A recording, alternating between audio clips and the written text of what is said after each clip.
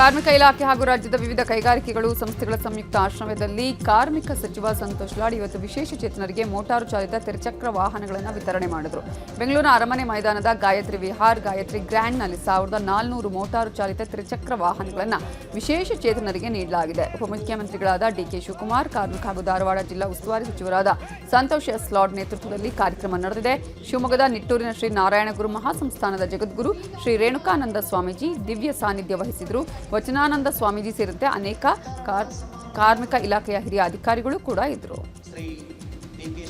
Sir, ಕಳೆದ 2.5 ವರ್ಷಗಳಿಂದ ನಿಮ್ಮ ಒಂದು ನೇತೃತ್ವ ಇರತಕ್ಕಂಥ ಸರ್ಕಾರ, ಸನ್ಮಾನ್ಯ ಸಿದ್ದರಾಮಯ್ಯ ನೇತೃತ್ವ ಸರ್ಕಾರ ಕಳೆದ 2 ವರ್ಷಗಳಿಂದ 4 ಬಿಲ್ಗಳನ್ನ ತಮ್ಮ ಸಲಹೆ ಮುಖಾಂತರ ನಾವು ಪಾಸ್ ಅನ್ನು ಮಾಡಿದ್ದೇವೆ. ಮೊದಲನೇದಾಗಿ ಗಿಗ್ ವರ್ಕರ್.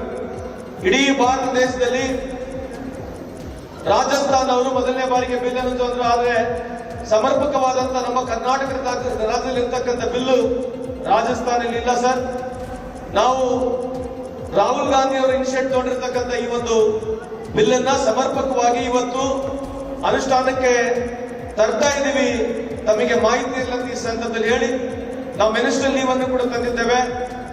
ಅದ್ರ ಜೊತೆಗೆ ಟ್ರಾನ್ಸ್ಪೋರ್ಟ್ ಬಿಲ್ ಅನ್ನು ತಂದಿದ್ದೇವೆ, ಸಿರಿ ಬಿಲ್ ಅನ್ನು ತಂದಿದ್ದೇವೆ ಸರ್. ಇನ್ನ ಈ ಪ್ರಸ್ತುತ ಮುಂದೆ ಬರ್ತಕ್ಕಂಥ ಬಜೆಟ್ ನಲ್ಲಿ 4 ಪ್ರಮುಖವಾದಂತಹ ಬಿಲ್ಗಳನ್ನ ತಮ್ಮ ಗಮನಕ್ಕೆ ತರಲಿಕ್ಕೆ ಇಚ್ಛೆ ಬಯಸ್ತೀನಿ. ಡೊಮೆಸ್ಟಿಕ್ ವರ್ಕರ್ ಬಿಲ್ ಅನ್ನು ತರ್ತಾ ಇದ್ದೀವಿ. ಅದ್ರ ಜೊತೆಗೆ ಡಿಸೇಬಲ್ ಬಿಲ್ಲು, ವಿಡೋ ಬಿಲ್ ತರಬೇಕು.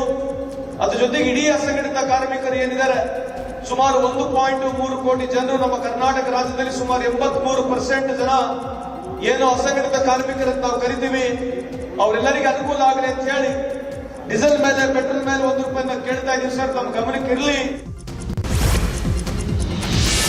ರಶ್ಮಿಕಾ ವಿಜಯ್ ವಿವಾಹದ ಬಳಿಕ ಮೊದಲ ಬಾರಿ ಸಾರ್ವಜನಿಕವಾಗಿ ಕಾಣಿಸಿಕೊಂಡಿದ್ದಾರೆ. ಫೆಬ್ರವರಿ 26ರಂದು ಹಸೆಮಣೆ ಏರಿದ್ದ ಸ್ಟಾರ್ ಜೋಡಿ ಉದಯಪುರ ವಿಮಾನ ನಿಲ್ದಾಣದಲ್ಲಿ ಕಾಣಿಸಿಕೊಂಡಿದೆ. ಮಾರ್ಚ್ 4ರಂದು ಹೈದರಾಬಾದ್ನಲ್ಲಿ ಆರತಕ್ಷತೆ ನಡೆಯಲಿದೆ. ರಿಸೆಪ್ಷನ್ಗೆ ಪ್ರಧಾನಿ ನರೇಂದ್ರ ಮೋದಿ, ಕೇಂದ್ರ ಗೃಹ ಸಚಿವ ಅಮಿತ್ ಶಾಗೆ ನವಜೋಡಿ ಆಹ್ವಾನಿಸಿದೆ.